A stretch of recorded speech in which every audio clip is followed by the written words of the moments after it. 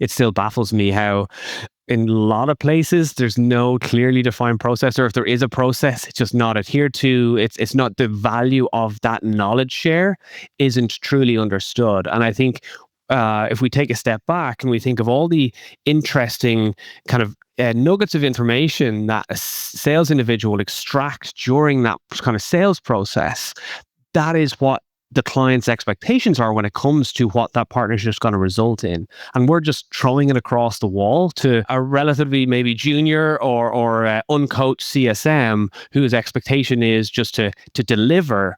We really have to kind of ask ourselves as leaders, being like, are we looking at that kind of CS org as the same commercially obsessed way we do in our kind of post-sales? Welcome to Revenue Insights. We're joined by revenue leaders from some of the highest growth companies. Together, we explore how they built their revenue teams, the journeys they've been on, and the lessons they've learned along the way.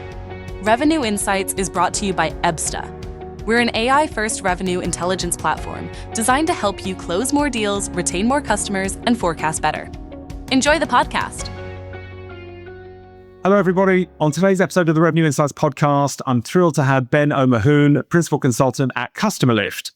Ben has spent his career helping SaaS companies fix churn, unlock expansion, and build scalable post-sales revenue engines. Ben takes a hands-on, diagnostic-first approach to designing commercial customer success systems that align teams, drive retention, and turn existing customers into predictable revenue growth levers. Ben has deep experience building go-to-market customer success teams for VC-backed companies and is passionate about transforming customer success from a services function into a strategic growth driver. So without further ado, welcome to the podcast, Ben. Brilliant, Guy. Thank you. It's a pleasure to be here. So Ben, before we get started, perhaps you could tell our audience a little bit about what you focus on and really how you got there. Yeah, absolutely. So I suppose if we take all the way a step back, when I was fresh out of uni, I was very lucky to join a NASDAQ listed business that was in the MarTech space. And really, I spent 6-7 years there where I kind of almost call it where I earned my stripes, right? What was very interesting about the period there, of course, I was in the CS org, but albeit a NASDAQ listed MarTech solution, product market fit at the time, although they had IPO'd, MarTech, as you may know, is an ever-changing landscape between breaking changes coming from publishers and, of course, increased competitors that our PMF started to slip. And I was very young and new in my career, and it really became, in order to retain customers and expand customers, not only did you need to know our own product very well, but you really needed to understand what value meant for that customer, which I think is something that was quite unique to experience quite early on in my career. So kind of took a massive amount of learnings from there. I left there to join a kind of early stage VC-backed business to build out the account management CS function, and did so quite well, where we kind of, grew that out to a team of 5 CSMs, engagement managers, solutions architects, and then ultimately stepped in to kind of own that full revenue function for them. So that was, again, kind of taking ownership of that full revenue suite, from marketing all the way through to how we're retaining and expanding customers. And I suppose, off the back of that, being involved in various different early stage companies, some were just peers and partners of mine that I was happy to give my time to, and then others who were kind of bringing me in, and to my surprise, were willing to pay me for some of the advice I had, has led me now to kind of be the principal consultant at CustomerLift. So now working primarily with kind of seed scaling businesses who often might have their VP of sales in place, product market fit is just about there, but kind of the post-sale engine, that customer success function, is kind of like underlooked to a certain extent. And that's really my mission, is to take that same energy we often give to our sales and acquisition channel and really turn that post-sale ecosystem, that CS ecosystem, into, like I said, a revenue engine or a predictable engine. It's funny. I don't meet that many CROs that started in customer success, so it's an interesting place to start from, and in a lot of ways, it makes a lot of sense, because a lot of VP sales spend their lives focusing on just get deals over the line, and rather than really focusing on what our ICP looks like and the lifetime value of a customer, and perhaps even how painful they are to support and service is also a big influence on whether it really matches our ICP. So I suppose it's coming from a unique perspective of owning the whole revenue engine and at that early stage business when you started from a customer success perspective. Absolutely. I think that's having spent most of my time on the CS side, we understand the pains of, unfortunately, our partners in sales sometimes selling when it's not the right fit, right? And that's often a result of, account executives and often sales leaders needing to hit target to the detriment of churn. And I think when you come at it with that full 360 view and are willing to say, sorry, Mr. Prospect or Mrs. Prospect, this is not the right fit, really gives the business that kind of ability to go, well, who is our ICP and how are we partnering with the right customers for long-term growth? And I think that's the fundamental part. I think once you crack that from a revenue perspective, you're in a pretty good space.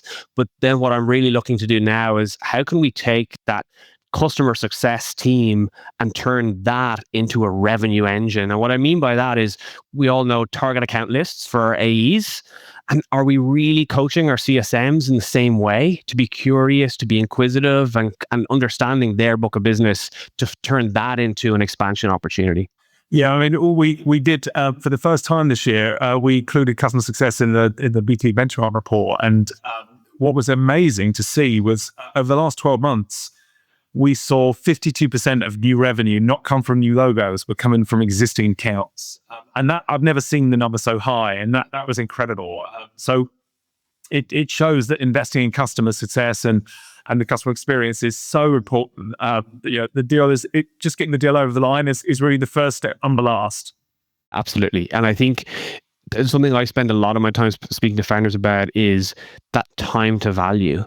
And often in kind of that early stage or scale up period, if you ask different folks within the business, what is our time to value kind of milestones, you'll hear different pinpoints back. It's, oh, when we get the data integrated, or, oh, when they get access to the platform. And it's trying to coach, those internal teams to say time to value is when the customer realizes the value of why they're paying you guys as a partner. And not only that, but how we take that initial value and then compound that over the period of partnership.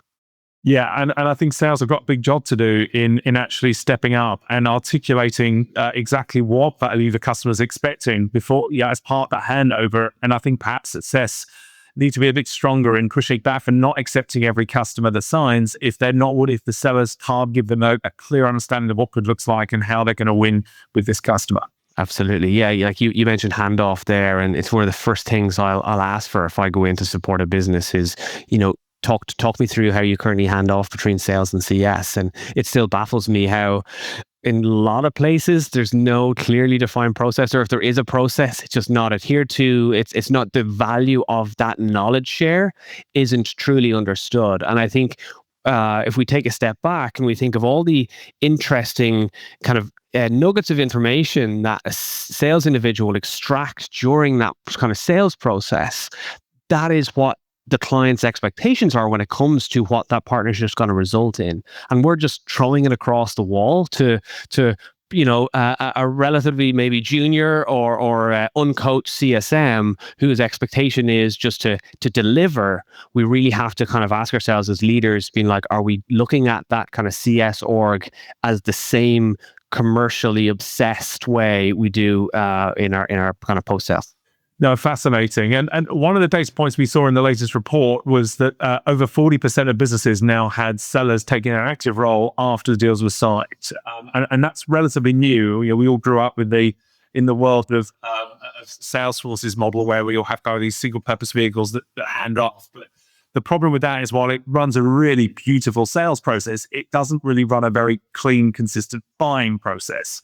And so for the buyer, they really want to build trust with a key contact, and to the point where the trust is so high they sign a contract. It seems crazy that we then stop, wash our hands of our engagement with our customers. So are you seeing more and more businesses allow the seller to take a continued role in the relationship with the customer moving forward? Yeah, I am. And I also have mixed views on it actually as to what that should look like. Because I certainly think within, low ACV SaaS businesses where really the value is pretty clear, it's a transactional buy, maybe the seller isn't as, it's not as complex or an enterprise level sell as some of the larger enterprise deals where we're doing complex data integrations and so on. And I think on the lower ACV plug and play type solutions, I'm a real advocate of just like sell it quickly and then understand what tech touch CS looks like and how that we're really optimizing for customer experience. I think where I'm seeing more value, of course, in having, what I often say is it's no longer sales and CS. Like we need to look at it as one single revenue org. And that becomes much more impactful and kind of true when we're talking about the larger enterprise solutions that have complex data integrations where value for customer A isn't always the same for value for customer B. And I think that's where what I have done with some of my partners is we've looked at kind of pods where an individual seller will be partnered with an individual CSM and they work in tandem. And then there's, we could probably debate it for a long time on who owns the renewal and how should compensation plans be attributed to both those. But my starting point with any leader is we need to kind of break down the walls between the idea of pre and post sale. And we are one single revenue org. And ultimately, when we're knowledge sharing, we're bouncing ideas off each other. And really, CS have a lot of nuggets of information of how they're delivering value. And if we're not feeding that back to kind of boots on the ground sellers, ultimately, I think we're missing a trick. Yeah, I absolutely buy into that. And what's amazing is when you go into these larger organizations and you ask the marketing team, the sales team, the success team, the partnerships team, now it's RevOps as well. You ask them about what ICP looks like and the types of organizations and deals that we should be doing. And it's crazy how often you get so many different answers to that question. And so aligning the teams is really vital. So are there any thoughts you've got or any ideas around how you kind of, have you got a step-by-step playbook for kind of connecting CS with RevOps and sales? Is there a journey or a playbook that you tend to use? Yeah, it always starts with me with kind of philosophy and like a cultural movement within that organization where we start speaking about the collective of a revenue org. And even that simple change within a business of how we're no longer two departments. Yeah, maybe we are, but we're under one cohesive revenue org. That simple switch of language can start to have a compounding effect. Other very simple things I implement when I work at various different partners is to have a recurring revenue meeting where AEs will speak through their pipeline and talk about the challenges or blockers or whatever the case may be.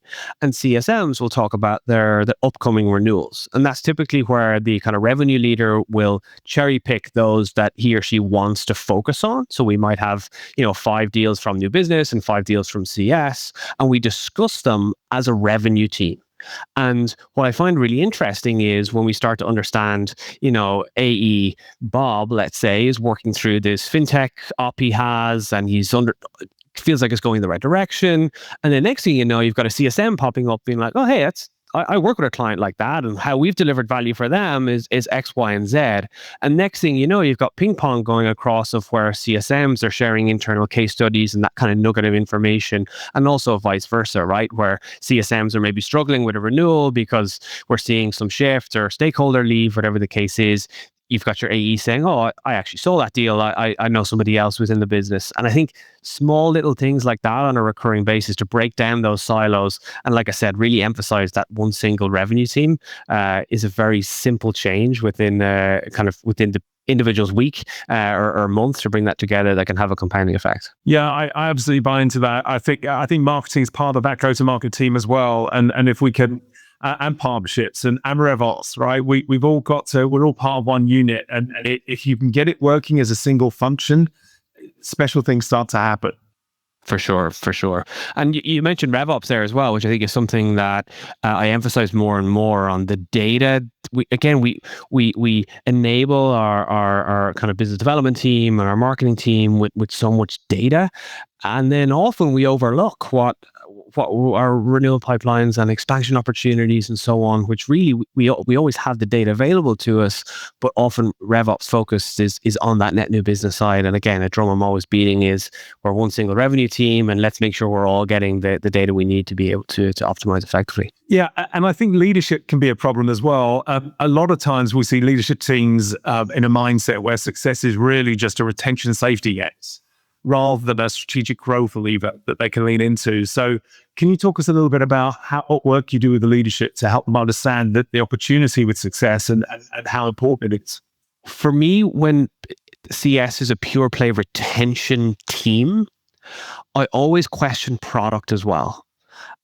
Because if CSMs are working their ass off to purely retain, we've got a little bit of a problem there. Whether that's missed expectations because our kind of our sellers are not equipping the customer for the reality or the expectation, or we've got some issues from a product perspective. And that's, I always will look at that first, and we have to diagnose and see what's going on, because for the most part, CS teams are incredibly powerful at what they do. They're incredibly passionate about solving problems for customers. But if they're purely scrambling to retain, to me, that's a larger issue with product market fit, ICP, and that really plays into that kind of GTM motion and product. Now, once we diagnose that and understand that, yeah, okay, our focus is on retention because we've never really had that conversation of expansion, or how we can kind of take that commercial acumen that we would have within a target account list on the new business side and enable our CSMs to do so.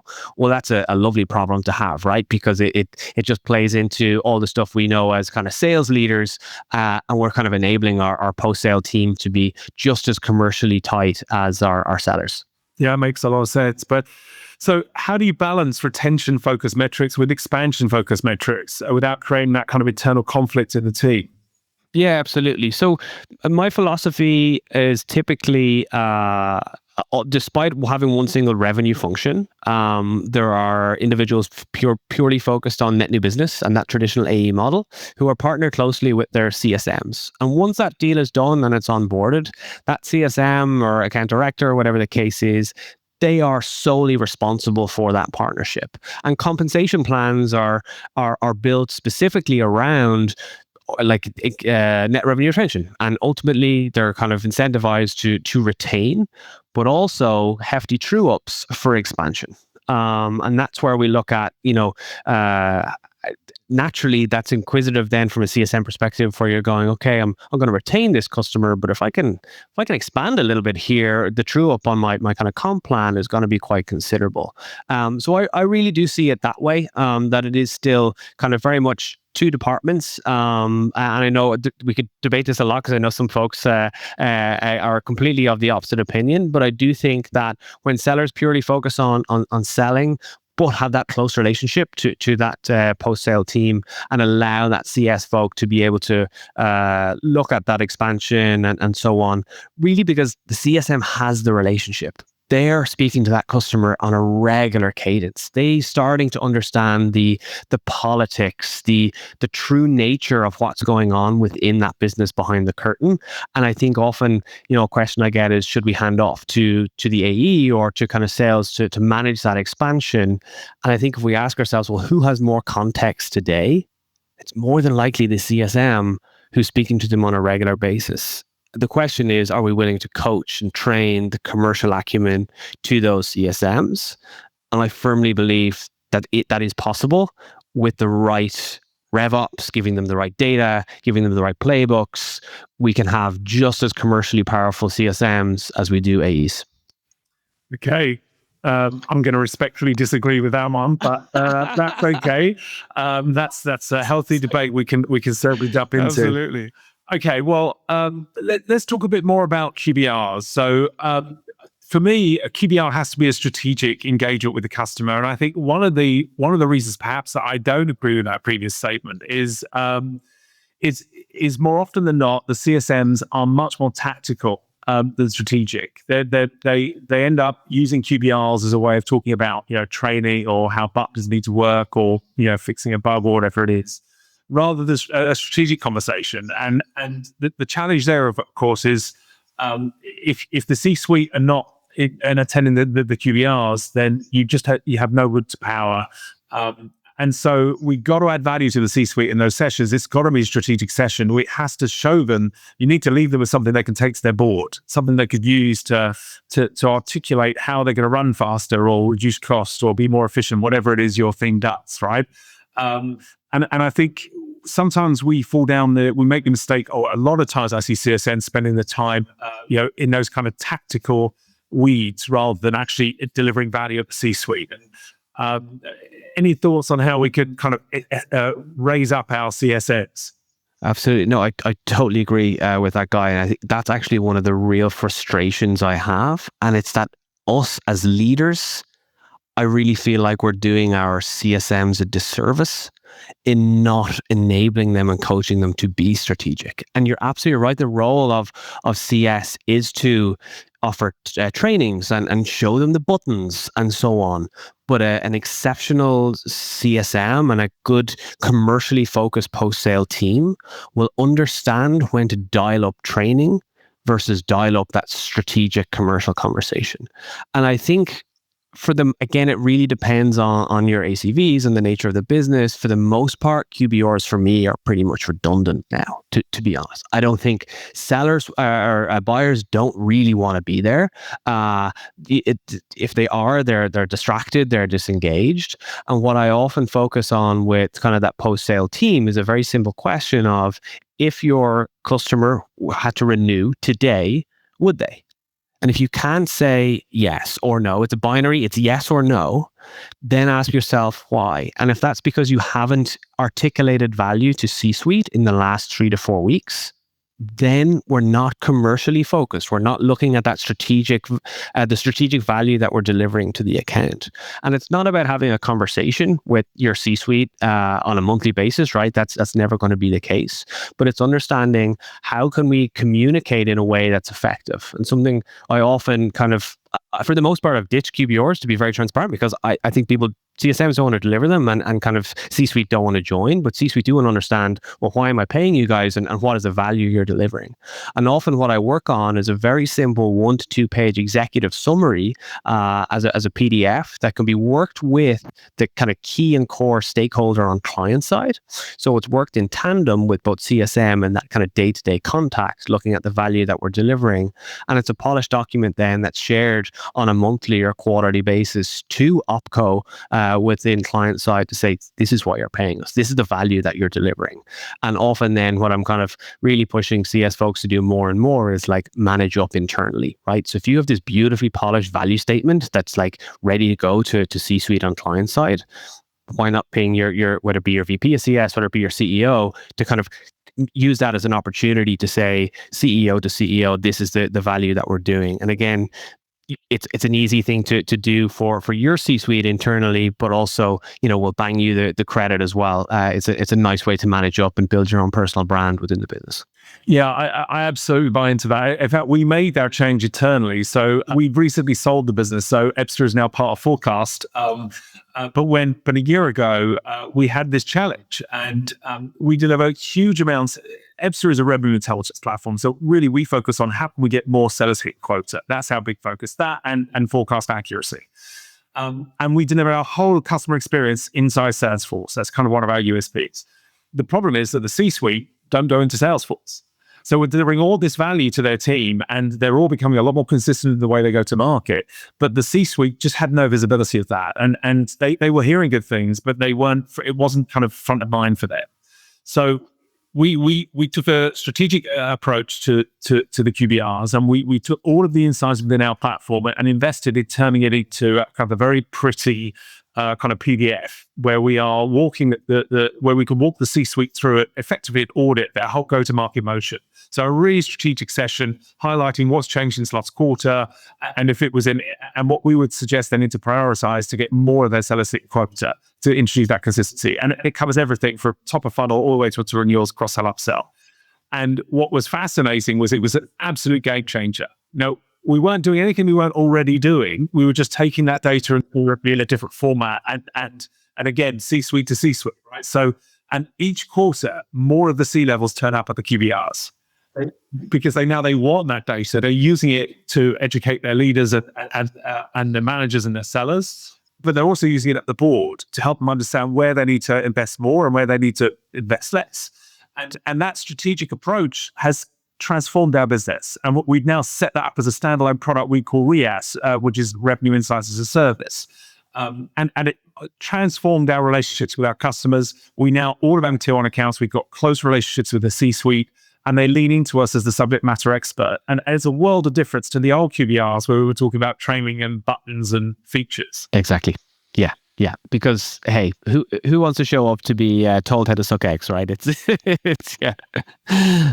Great. Well, I want to talk a bit more about bottlenecks, in Mm. particular around the way that customer success drives revenue. Do you see anything specific that time and time again is stopping and slowing down the CS teams in achieving their potential? Yeah, I think one of the biggest gripes, we kind of touched on it, is that as sales leaders and revenue leaders, we kind of position CS in our mind as the team that just look after the customer. And they keep customers happy, and they teach them how to push the buttons and how the products really works. And I think there's a massive shift happening, and I think the true value of CS is becoming more realized every day. But I do think there's still a kind of in the as we're just going through the motions of general day to day in business, there's still that kind of sentiment within sales leaders. And I think if we can really start to make that shift a little bit more and start to ask ourselves, well, how can we stop having happy customers and turn them into valuable customers that are actually not just like, okay, that we might retain them, but are we using them as a referral engine? Like, is each valuable customer now generating pipeline for us? Because if it's not, again, we're missing a large component of it. So the bottleneck there I'm seeing is more just not enabling that CS function to have that commercial mindset or that strategic mindset. On top of that, I think additional bottlenecks will be the likes of getting the appropriate data. And that's kind of, again, plays into to RevOps. I think that's an area that is often underlooked, where again, feeding data massively to our new business function. Perhaps not a third bottleneck, but always a pillar I focus on is how CS holds so much information from customers, how they're using the platform, what value they're receiving from it. And often product teams are building features and functionality in silo. And I really see a bottleneck to growth is that often product teams are not listening enough and collaborating enough with those on the front lines day in, day out. And often CS are seen as a little bit of as a thorn in products' ass, because often CS come looking for stuff, or we've got bugs to fix, and often we're perceived as perhaps the moany child within the organization. But when I see product teams and CS teams that collaborate incredibly well and really have a very commercially focused roadmap capacity and how they're building features and building functionality, that's not just enhancing product, it actually is a revenue enabler as well. So although maybe slightly complex to weave it within the organization, it is an area that I think is certainly bottlenecking growth. Oh, it's great to hear. But have you got any specific examples where you've actually seen, by removing those bottlenecks, you've actually seen measurable growth or reduction in churn? Yeah, absolutely. So, where I was a CRO and kind of built out that revenue function, we were in the marketing analytics space of a very kind of technical marketing product. And what the journey we went on when I had joined, product was definitely just been kind of built in silo, and we weren't really listening effectively to our customers. And what we heard from our customers when we really listened was, guys, we know theoretically what you're building, but we just don't understand how to use this, and what the onboarding of the data was incredibly complex, and so on. So the kind of core takeaway after really doing a lot of customer discovery and getting a lot of customer feedback was, your solution is cool but too complex. So we worked very closely with product and how we could just simplify the overall time to value and value delivery. So insights were being delivered not across 60 days of a time to value, but we reduced that all the way down to kind of 3 to 4 days, which is quite impressive from a product development perspective. And the result of that was that when, like, from a new business perspective, when we were saying, we're going to give you data in like 7 days, they're going, no, that's not possible. We're like, no, we've put so much energy into this that we saw our kind of close rate from pilot perspective increase kind of 300-400%, because we could actually say, no, trust us, you're going to get this data quickly. And the wow factor was to be able to have a reference list of customers who had just got the data a couple of weeks back to go, would you mind just saying, yeah, you got the data, and we're not this complex solution that's going to take weeks and months to get you the output. That was compounding. Now, in transparency, the true value of that was still a little bit difficult post pilot, and I can speak to that in a little bit more detail. But that was one area where we decided if we can really, really optimize that integration, onboarding, and that initial data output, we will see an increase in close rates, and it certainly worked. Oh, fantastic! I'll give you one of the stories that we lean into sometimes a lot. One of the data points we looked at a lot was, for those that are doing QBRs, the personas they're engaging with at the QBR and the impact that has on renewals or cross-sell, upsell. And what we saw was if the last 2 QBRs before the renewal are done at C-level, you're 7 times more likely to open up a cross-sell, upsell opportunity with a 45% win rate. But if your 2 QBRs before the renewal are done below the C-suite, you're 4 times more likely to churn the customer. And just knowing which personas are giving us that outcome means that we can really focus and incentivize the CS team to make sure they're engaging with the right personas within the accounts, and that leads to, it makes the renewal or the upsell opportunity just so much easier if you've got that relationship that's built up through the whole customer life cycle, rather than calling them out 6 weeks before the renewal and ask if they want to buy some more stuff. Absolutely. And I think what I would add to that is often as well, I see particularly in early stage, founders like to spend more time on the new business side of the house because it's fun, it's sexy, we're hunting and we're looking for logos. And I just always encourage founders to split their time between net new business and also their current active customers. And they always will, that the instinct is, oh no, I do know my customers and so on. That's always true for the first period. But then as you start to scale and you've got a couple of CSMs and you've got a couple of AEs, we naturally tend to lean towards the new business side because, like I said, it's sexy, it's cool, and we're hunting new logos. But a mantra I always kind of will instill within that post-sale team is manage up to your leaders, whether that's a founding team, like I said, a VP CS or a CEO, because they should be equal owners of the partnership as you. Yes, the book stops with you from the broader part of the relationship, but really we should be managing up the best we can to ensure that, all stakeholders from an opco perspective on our side are equally as connected on client side. Well, I love that. I'm now in this kind of scale-up mode with the new business that we've recently joined. And when I think about scaling companies, cultural alignment between customer success and sales is often overlooked. So how do you create that culture where CS is seen as a revenue partner, not just a services team? Yeah, absolutely. I think step one, like I said, a few minutes ago, is around just the cultural component of we are one single revenue team. And it sounds very light and maybe a little bit fluffy, but there is something, and I've experienced it as an individual contributor, and then I've also kind of implemented it across a couple of businesses, is that when you are sat there with your partners across marketing, sales, and CS, and you're kind of brought together. So you own revenue, you own different components of revenue, but each of that is of equal importance.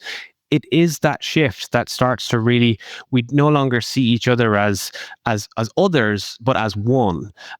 So I think, that's, albeit a very simple and light touch type of message, to instill that on a daily basis is not as easy, right? And I think it has to shift through all the different kind of layers of the business, and it needs to come all the way from opco down to individual contributors. And I think different layers within that, I think compensation plans need to be orientated towards that as well. And again, there's many ways to skin a cat, and there isn't one silver bullet. I think we're all still testing the right compensation plans to incentivize that one single kind of revenue org that is clear, is fair, and also unambiguous to the various different kind of stakeholders, because that can be complex. But yeah. Have you seen a specific org change or a particular type of incentive that's helped to bring the team together as one unit? Well, I can speak to my own experience as an individual contributor, where we went through this, where we were a very complex, data-heavy solution, where value for customer A wasn't always the same for value customer B.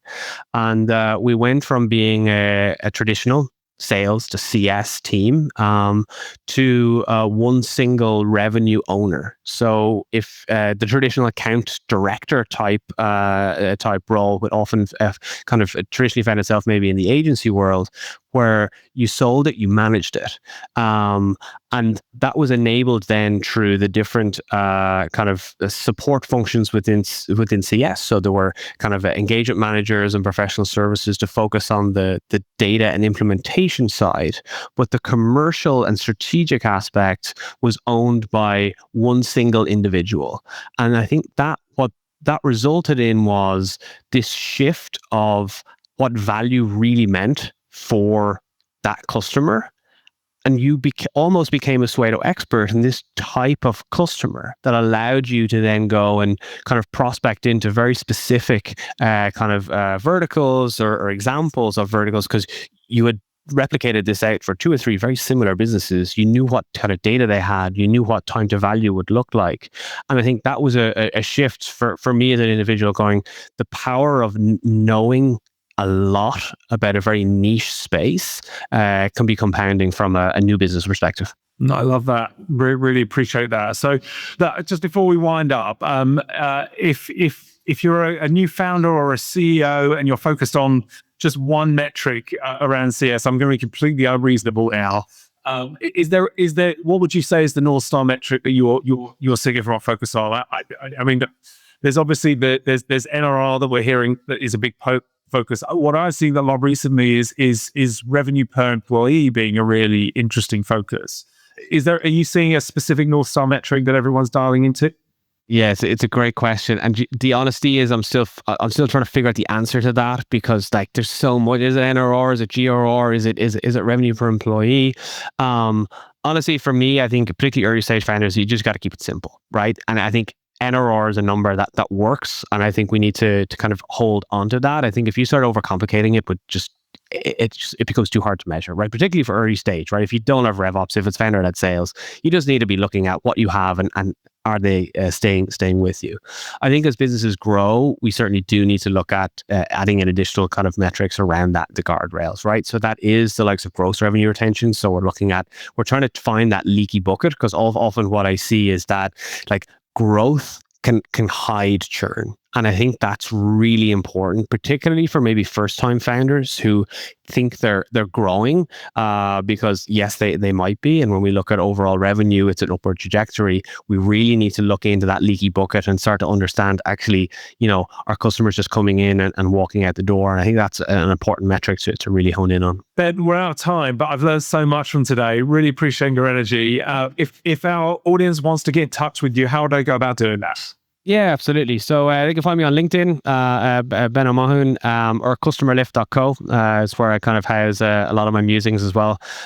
So yeah, people can find me there. Very good. And if they mention the podcast, I'm sure you'll accept the invite. Oh, of course. Absolutely.